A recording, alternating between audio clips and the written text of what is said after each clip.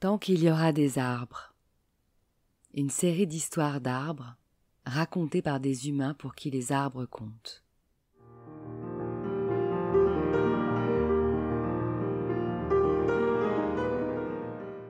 Un patchwork de voyages en enfance ou dans le monde qui justifie qu'au-delà de leurs bienfaits naturels scientifiquement prouvés, les arbres sont nos complices de vie et doivent rester les témoins de nos existences.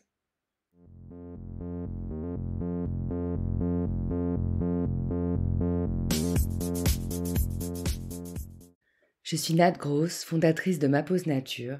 Je guide des bains de forêt et des ateliers végétaux créatifs. J'aime fédérer autour de mes passions et créer du lien. D'une petite graine plantée, un terreau s'est formé et naturellement un réseau racinaire a vu le jour. Un arbre de parole et d'écoute est né et pour nourrir mon arbre, j'ai récolté des vocaux, encore et encore.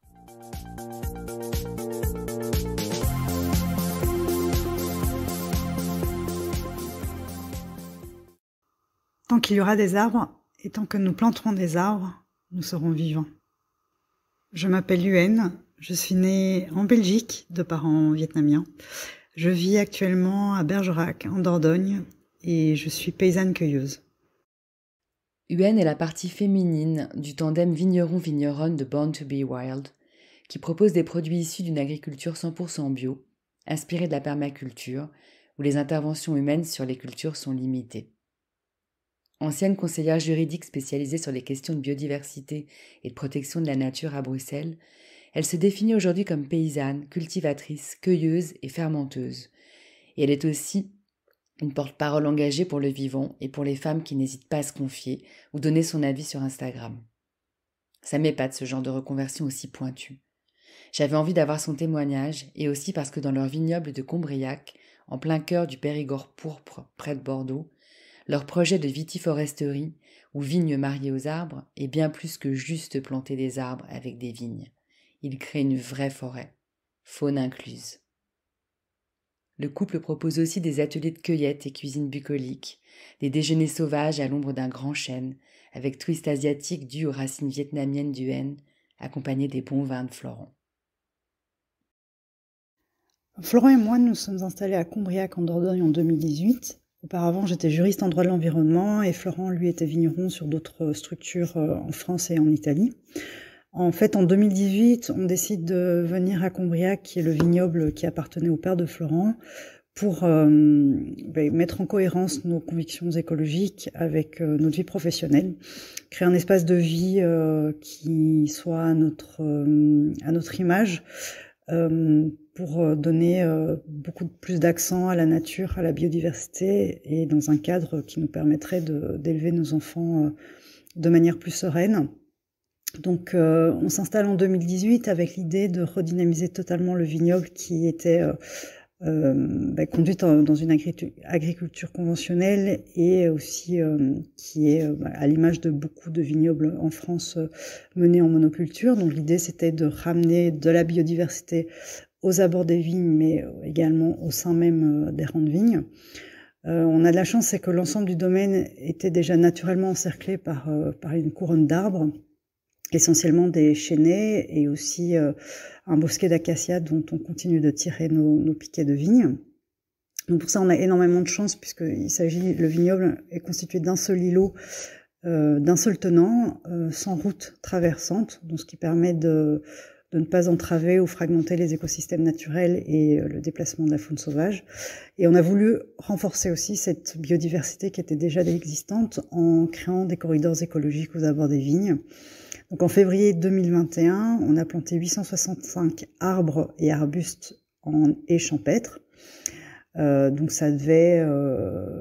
l'idée était au départ tout simplement de créer du relief sur un paysage qui était quand même assez plat sur certaines zones, d'agrémenter le paysage, mais aussi de pouvoir améliorer la biodiversité, et notamment pour les chauves-souris et les oiseaux, en leur donnant des relais et des habitats où pouvoir nicher.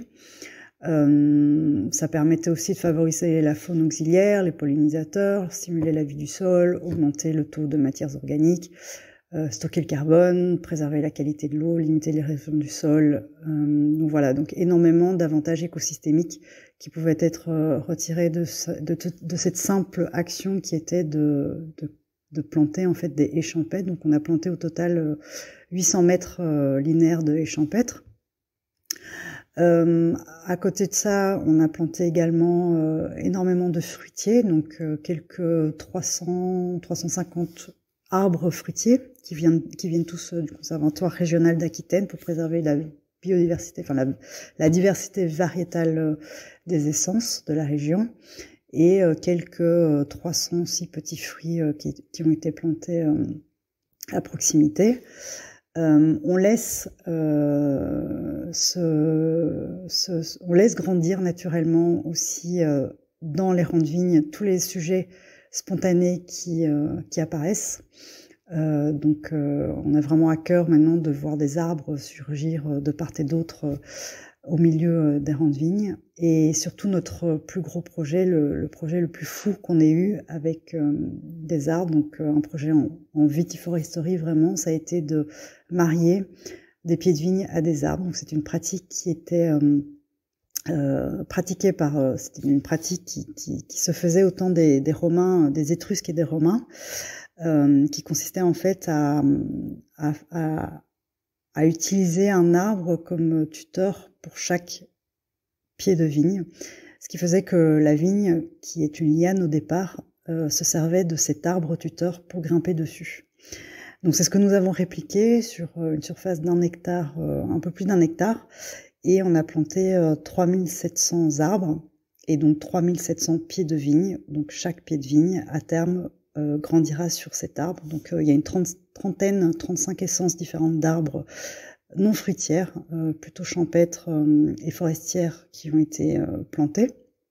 Et les pieds de vigne ont été plantés à côté. Et donc voilà, donc c'est un projet complètement fou puisque un tel système n'existe pas à notre connaissance en France. L'idée, c'est vraiment de recréer des puits de biodiversité, mais aussi des puits de fraîcheur pour pouvoir diminuer la température de quelques degrés lorsque la sécheresse et les canicules deviendront trop importantes dans un contexte de changement climatique. Et aussi de favoriser à nouveau cette diversité variétale que malheureusement l'agriculture intensive et le productivisme a appauvri. Et donc on a eu vraiment à cœur aussi de sélectionner des essences et sélectionner des cépages qui ne sont pas majoritaires, qui sont voilà, uniques ou différents ou marginaux, pour pouvoir développer une nouvelle richesse sur le vignoble. Merci Huenne pour tant de conviction. Je trouve qu'il dégage une telle force dans son récit que l'on pourrait l'écouter des heures nous expliquer la terre et ses mystères, la plantation d'arbres ou les techniques de fermentation.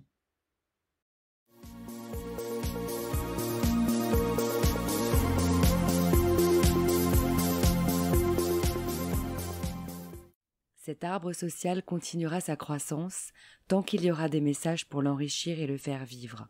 Vous êtes son eau et son soleil, alors merci de l'aider à grandir en likant et partageant ce projet, car tant qu'il y aura des arbres, il y aura le passé, le présent et l'avenir. Take a breath of deep fresh air.